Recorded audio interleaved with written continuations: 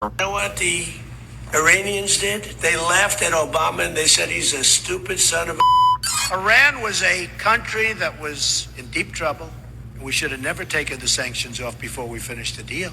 Donald Trump has been saying for nearly a decade he wouldn't approve of an Iran deal like the one he just made. I would have made a deal not from desperation. I would have doubled and tripled up the sanctions, and I would have made a much better deal. Trump argued that one of the biggest mistakes that Barack Obama made in 2015 was giving Iran access to money and frozen assets. We've rewarded the world's leading state sponsor of terror with $150 billion, and we received absolutely nothing in return. Now, Obama didn't simply give Iran $150 billion like Trump claimed, but he did make financial concessions, like unfreezing assets or lifting sanctions, which Trump argued repeatedly made Iran stronger. It's a one-sided transaction where we're giving back $150 billion to a terrorist state, really the number one terrorist state. We've made them a strong country from really a very weak country.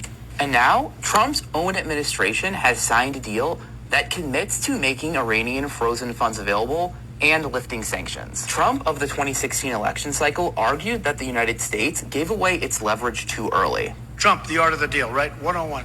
We say, okay, and we took the sanctions off. We got nothing for that. And it wasn't just Trump. In 2024, then vice presidential candidate J.D. Vance argued that one of the best ways to pressure Iran was to cut off their oil money. If you want to check Iran, the way to do it is to, one, withdraw their oil money. But under Trump's newly signed agreement, the United States agreed to immediately issue waivers allowing Iranian oil sales. And on Monday, it announced a temporary 60-day license authorizing the production, delivery, and sale of Iranian oil.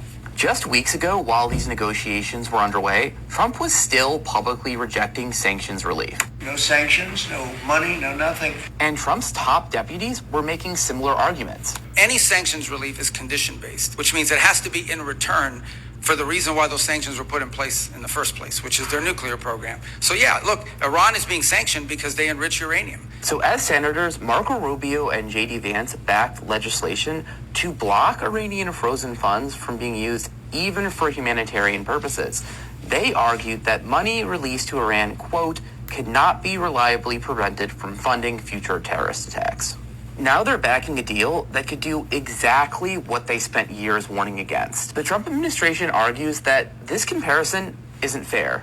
A senior administration official told CNN it would be, quote, moronic to compare the agreement to the legislation once backed by Rubio and Vance because of the military action against Iran and the conditions attached to the release of any frozen Iranian funds. And State Department spokesperson Tommy Pigott told CNN, quote, Rubio and the entire administration is 100% in lockstep behind President Trump.